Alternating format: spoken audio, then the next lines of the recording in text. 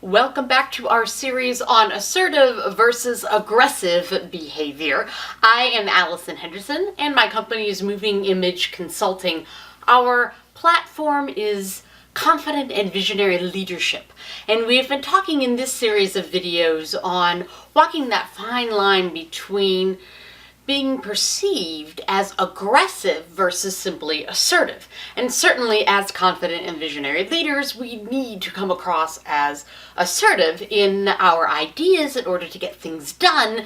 But as soon as you cross the line into being perceived as aggressive, that can obviously backfire on us. Now, for this video in the series, I'm going to talk about the use of silence. And this is both verbal and nonverbal, quieting the body. And where this treads the line between assertive and aggressive is the length of the silence and the length of the pause.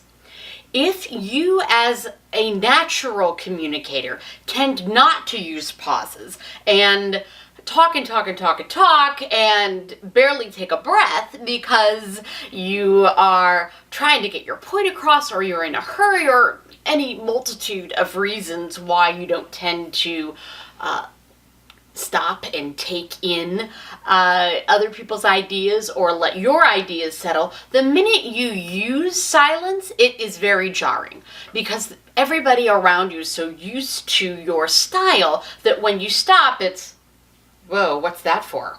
Wow, that was really aggressive to suddenly stop. So just like you need to grow into taking up more space, you need to grow into pausing if this isn't your natural habit. Which means you might want to think about counting in your head 1,000 to 1,000. A couple meetings later, you pause for 3 or 4 seconds. And then you can even stretch it to 5 or 6 seconds. It's going to feel like an eternity to you, but it's not going to be to the people that you manage.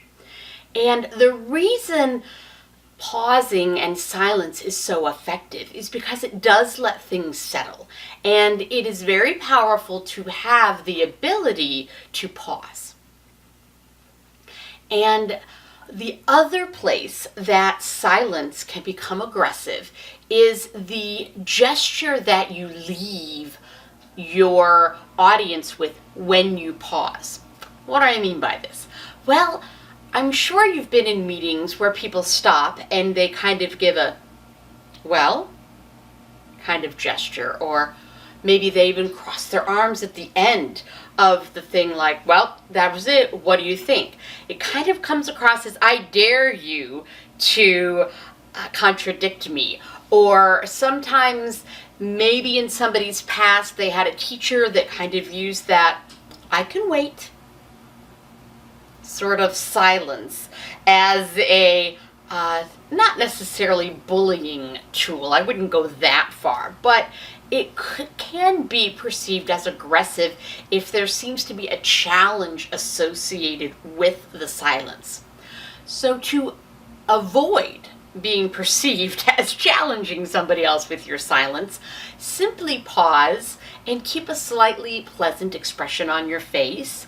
Don't raise the eyebrows. Don't kind of sigh or give a little humph noise at the end of your little speech. Sometimes when things are prepared and we've practiced maybe what we were going to say, or I'm going to go in there and give them a piece of my mind, and so you state your piece very assertively and then you kind of humph or squat in your nonverbals downward as if end of sentence and you're not open to ideas. And rather than that, it needs to just be quiet, silent, open. Keep your palms open and forward perhaps.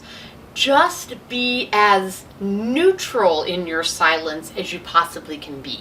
That is what's going to allow you to come across as assertive without that aggressive undertone that the things like, so, like the ball's in your court, I dare you to contradict me, or so there.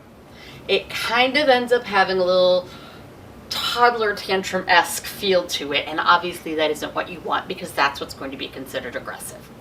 I'm Alison Henderson. Moving Image Consulting is always here to help you.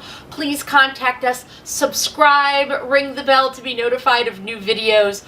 Watch everything on this channel. It is an entire course in nonverbal behavior, all right here for the taking.